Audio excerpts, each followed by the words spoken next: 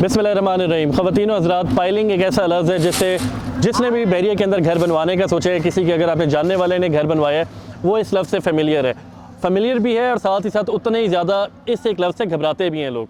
लेकिन ऐसी कोई घबराने की बात नहीं है। क्यों घबराने की बात नहीं है, ये बात हम आपको एक्सप्लेन करेंगे इस वीडियो में। वीडियो के अंदर हम आपको पाइलिंग के तमाम स्टेप्स, उनकी कॉस्टिंग, उनके में क्या क्या चीज़ों का ख्याल रखना है, ये सारी चीज़ें हम आपको एक्सप्लेन करेंगे। और इन सारी चीज़ों को समझने के लिए वीडियो एंड तक देखें, ताकि ये चारों स्टेप्स, क्योंकि आखिरी स्टेप सबसे इंपॉर्टेंट है, वो आपको पता लगे, आपको क्लियर पता लगे। अब आ जाते हैं पाइलिंग की तरफ। पाइलिंग करवाई क्यों जाती है जनाब? जब आपकी मिट्टी नीचे जो है नेचुरल ना हो, फिलिंग हो या लूज स्ट्रेटा हो, तो वहाँ पे जो है, या कोई ऐसी रिज हो, कोई ऐसी जगह हो, तो वहाँ पे जो है आपकी पाइलिंग करवाई जाती है, ताकि आपके स्ट्रक्चर को स्टेबिलिटी मिले, आपका स्ट्रक्चर सिक्योर हो जाए। नेचुरल सॉइल के अंदर जो है, बेसिकली यूँ आपकी सॉइल है, उसके अंदर जो है यहाँ पे रखेंगे क्लैप्स होगी, यहाँ पे बिल्कुल हल्का सा करेंगे क्लैप्स होगी। You have to go half way जब इस तरह करेंगे पूरा क्लिप हो जाता है, पूरा क्लिप हो जाता है, और क्लिप होकर फिर उसको जो है सपोर्ट देता है, आपकी मिट्टी को पीछे नहीं जाने देता जोर लगने के ऊपर भी। पाइलिंग के जो 4 स्टेप्स हैं, उनमें सबसे पहला स्टेप है जनाब marking the right place for piling. आप मार्क किस तरह करेंगे? जहाँ जहाँ आपके नक्शे में जिस पॉइंट के ऊपर जितनी क्या कहना चाहिए, जिस लोकेशन के ऊपर, जिस एग्जैक्ट पॉइंट के ऊपर पाइल दी गई है, आपने मेक श्योर करना है कि जनाब उसी एग्जैक्ट पॉइंट के ऊपर बोर हो। अगर उससे पहले होगा तब भी मसला है, उसके बाद होगा तब भी मसला है। ख़ास तौर पे अगर आपके स्ट्रक्चर के नीचे की पाइल्स हैं, वो आगे पीछे होती हैं, क्योंकि आपके कॉलम्स उसके ऊपर आ रहे होते हैं, फिर बहुत बड़ा मसला होता है। अच्छा जी, पाइलिंग का मार्किंग होगी। मार्किंग के बाद आ जाती है बात बोरिंग की। बोर करना है हमने। बोर करने के लिए हमने अपनी लोकल कंडीशंस के हिसाब से हमने सेलेक्ट करना है कि जनाब हमने बोकी से बोरिंग करवानी है या हमने ओगर से करवानी है। अगर हम बोकी से करवाते हैं तो उसके क्या प्लस और नेगेटिव एस्पेक्ट्स हैं, और अगर हम ओगर से करवाते हैं तो उसके क्या प्रोज एंड कॉन्स हैं। बोकी से अगर हम करवाते हैं, वो हमें कॉस्ट इफेक्टिव पड़ता है, हमारा सस्ता काम हो जाता है। कई जगहों पे आप ओगर लगवा भी नहीं सकते। जिस तरह फ़र्ज़ किया पीछे जो है यहाँ पे सोल्जर पाइल्स थी, पीछे दीवार बनी हुई, आप ओगर वहाँ पे लगा ही नहीं सकते। ठीक है जी, तो ये एक बड़ा मसला था। दोनों साइडों के ऊपर जहाँ हमारी वो थी सोल्जर पाइल्स थी, वहाँ पे हमने बोकी से ही करनी थी। दूसरा ये कि जनाब सेलेक्टिंग द डाया। अगर आपकी ड्राइंग के अंदर 12 इंची डाया गिवन है, तो आपने 12 इंची ही बोर करना है।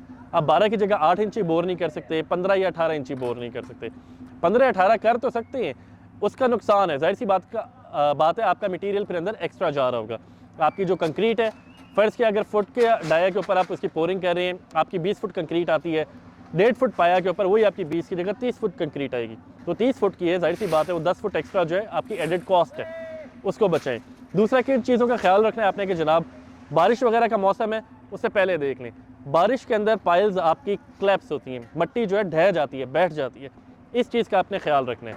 सर उसके बाद आ रहा था जनाब आपकी पोरिंग कर रहे हो। पोरिंग आपने बड़े ध्यान से, बड़े तरीके से अपने लेवल चेक करके, बहरिया के अंदर अगर आप पाइल्स करवा रहे हैं तो बहरिया के अंदर आपने पाइल करवाते हुए भी, पाइल हो जाए तब भी, और फिलिंग करवाते हुए भी जो है आपने बहरिया के सुपरवाइज़र को, जो BCD का है उसको, और जो आपका स्ट्रक्चरल इंजीनियर है, जो इधर गिवन जो 4-5 लोग जो आपके पैनल के ऊपर हैं बहरिया के, उनमें से जिससे भी आपका स्ट्रक्चर बना हुआ है, जो भी आपका स्ट्रक्चरल इंजीनियर है, उसको आपने लाजमी चेक करवाना है। वो आपका स्टील चेक करेगा, स्टील चेक करके उसके बाद बाकी मामला चेक करके ओके करके साइन करेगा।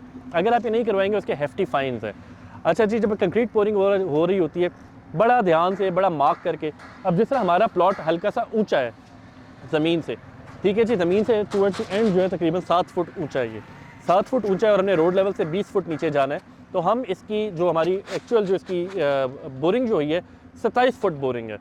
27 फुट बोर में हमने उसकी भराई इस तरह रखनी है कि पूरे ऊपर मुंह तक भी ना भर जाए, नीचे लैप रहे। ऊपर आप भरेंगे आपको बाद में तोड़नी पड़ेगी। मैं फिर ये बात आपको बताना चाहूँगा, अगर आप ऊपर भर देते हैं तो बाद एक्सकेवेशन आपको वो जो एक्स्ट्रा जो फिलिंग हुई हुई है वो तोड़नी पड़ेगी।